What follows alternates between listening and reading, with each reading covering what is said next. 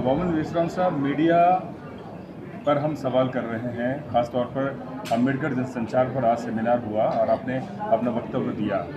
लेकिन आज के हालात को अगर देखें, मीडिया का जो हमारा तथाकथित जिसको आप मनुवादी मीडिया कहते हैं, उसने दलित और बहुजन जो है, मूल निवासी जो आवाम है, उसको बिल्कुल इग्नोर कर दिया है। क्या कहेंगे?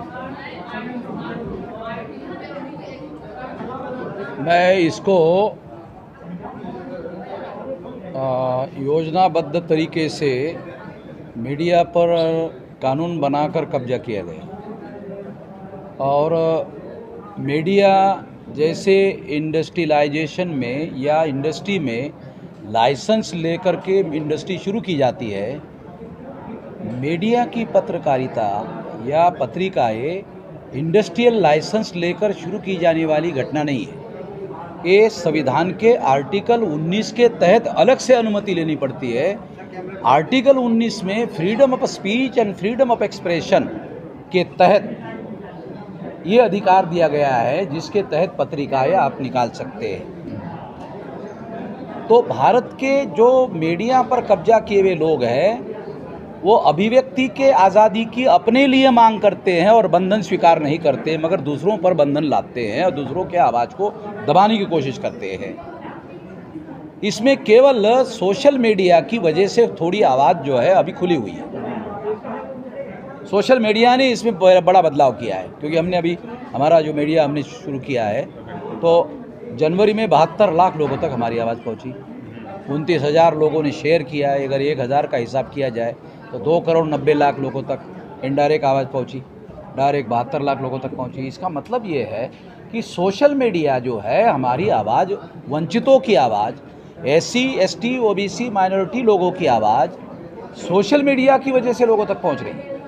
क्योंकि सोशल मीडिया केवल ग्लोबल मीडिया नहीं है, सोशल मीडिया फ्री मीडिया भी है। फ्री किस अर्थ में है? क्योंकि इसमें विचारधारा की पाबंदी नहीं है। इस पर ब्राह्मणवाद की, मनुवाद की चर्चा कर सकते हो। क्यों?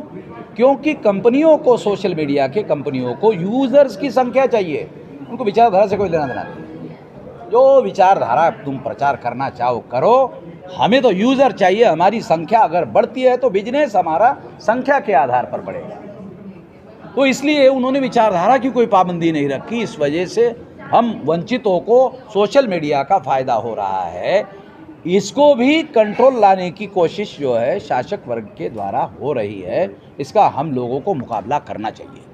यही सवाल, क्या आपको नहीं लगता जितना फ्री हमको छोड़ दिया सोशल मीडिया के माध्यम से, आप अपनी बात बोल रहे हैं, मैं अपनी बात बोल रहा हूँ, और ये आईडी सोशल मीडिया की लगी हुई है, जो हमको फ्री छोड़ रहे हैं कहीं ना कहीं मीडिया के माध्यम से, उनके हाथ में कंट्रोल है। वो कभी भी अपना डेटा और इंटरनेट को बंद करके या कुछ ऐसे कानून लाकर अभिव्यक्ति की जो स्वतंत्रता है उसको बंद कर सकते हैं। इसके बारे में क्या कहेंगे?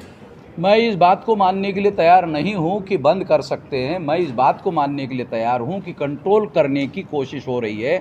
कानून लाया जा रहा है, वो कंट्रोल के लिए है। फंडामेंटल राइट होने की वजह से केवल कंट्रोल कर सकते हैं, बंद नहीं कर सकते। बंद नहीं कर सकते, लेकिन कई बार एक सवाल ये भी है कि सोशल मीडिया पे जो हमारे लोग काम कर रहे हैं और उन पर लगातार हमले हो रहे हैं और उनसे डिग्री पूछी जाती है, डिप्लोमा पूछा जाता है। नेमिस राय जी यहाँ पर मौजूद हैं। आप भी जैसा कि आपने बताया कि कई पत्रिकाओं की आप संपादकीय करते हैं, ये जो हमले हैं उसके बारे में क्या कहेंगे आप? देखो, हम लोगों को ये ध्यान रखना बहुत ज़्यादा ज़रूरी है कि मीडिया लोकतंत्र में बहुत शक्तिशाली साधन है। ये जनमत को प्रभावित करता है और ये चुनाव प्रक्रिया को प्रभावित करता है। इसका मतलब है सत्ता के कॉरिडोर में हस्तक्षेप करने का हथियार है, और ये आप लोगों के हाथ में आ गया। तो दर्द तो होगा, दुख तो होगा। हाँ, कल तक सारा का सारा उनके नियंत्रण में था, अभी सोशल मीडिया के नाम पर कुछ हद तक आपके लोगों के नियंत्रण में है। तो आपको इसके लिए तैयार रहना चाहिए, एक बात। दूसरा, आपको इंडिविजुअल लेवल पर इस पत्रकारिता को जो कर रहे हो उसमें जितना जल्दी हो सके उतना जल्दी संगठित रूप धारण कर ले। सोशल मीडिया का SC, ST, OBC माइनॉरिटी के जो लोग हैं वो अलग से संगठन बनाए सोशल मीडिया का, और संगठित होकर इसका मुकाबला करे।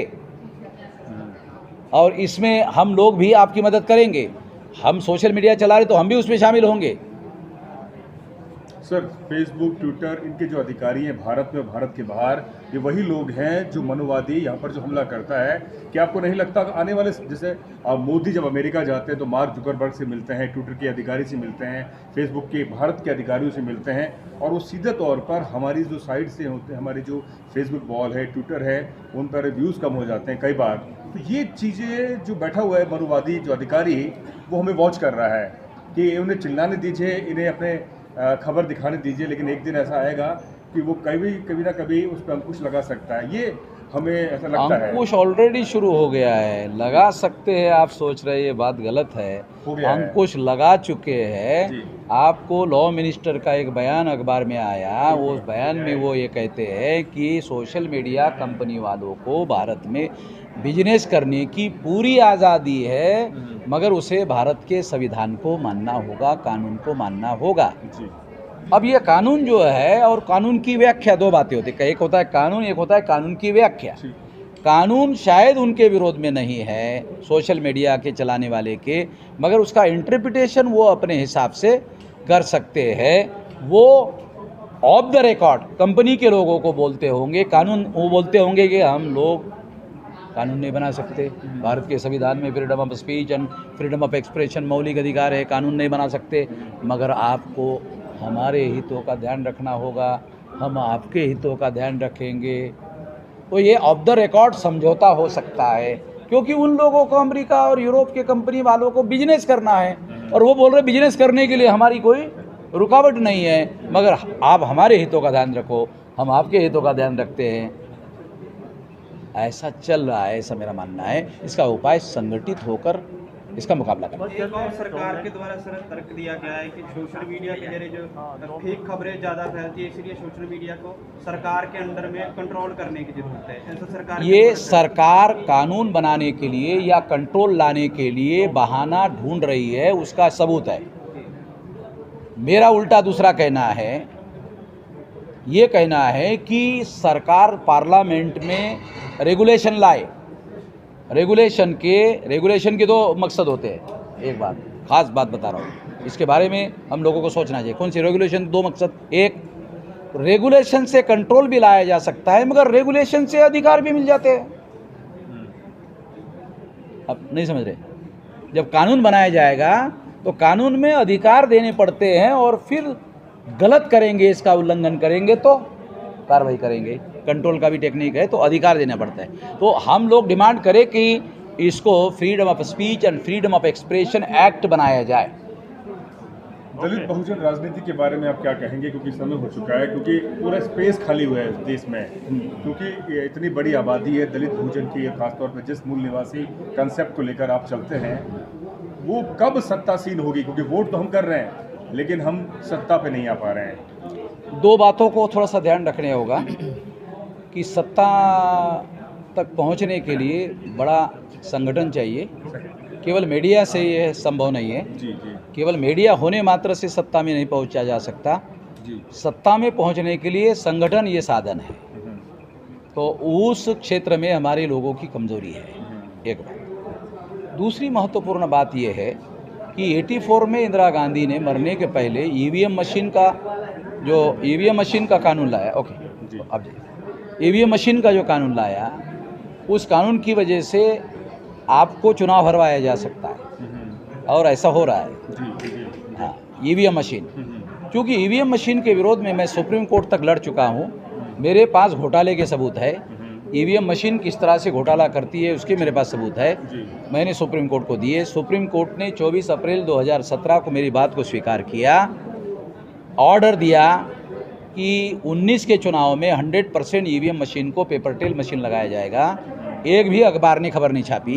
हाँ, ये जो ऑर्डर मेरे दिया नहीं छापी, तो मैं इस बात का गवाह हूँ कि मेरे पास ही सबूत है ईवीएम में घोटाला होने के, और मैं सार्वजनिक रूप से प्रूव कर सकता हूँ कि इसमें घोटाला होता है, और ईवीएम में घोटाला कैसे होता है पूरी बात लॉजिक और सबूत के साथ बता सकता हूँ। सुप्रीम कोर्ट को बताया, सुप्रीम कोर्ट ने एक्सेप्ट किया। अब सुप्रीम कोर्ट ने एक्सेप्ट करने के बाद सुप्रीम कोर्ट के ऊपर तो कोई कोर्ट नहीं है। इसका मतलब मैं जो कह रहा हूँ वो संवैधानिक है। मैं जो कह रहा हूँ, जब सुप्रीम कोर्ट ने नहीं माना होता तो फिर मेरी बात संवैधानिक नहीं है ऐसा कह सकते थे। जब सुप्रीम कोर्ट ने एक्सेप्ट किया, सुप्रीम कोर्ट संवैधानिक कोर्ट है, तो मैं जो कह रहा हूँ संवैधानिक है। सुप्रीम कोर्ट कहता है कि केवल ईवीएम मशीन के आधार पर फ्री, फेयर एंड ट्रांसपेरेंट चुनाव नहीं हो सकता। पैरा नंबर 29, 8 अक्टूबर 2013 का जजमेंट। कोई मीडिया इसको आज तक नहीं छापा। प्रेस काउंसिल ऑफ इंडिया में मैंने कंप्लेंट किया, मेरी कंप्लेंट की आज तक प्रेस काउंसिल ने सुनवाई नहीं की। मैंने प्रेस काउंसिल को कहा मुझे ये बताओ कि सुप्रीम कोर्ट के इस जजमेंट की खबर, जिसे नेशनल मीडिया कहा जाता है, उन्होंने छापी या नहीं छापी, मुझे इसका सबूत दो।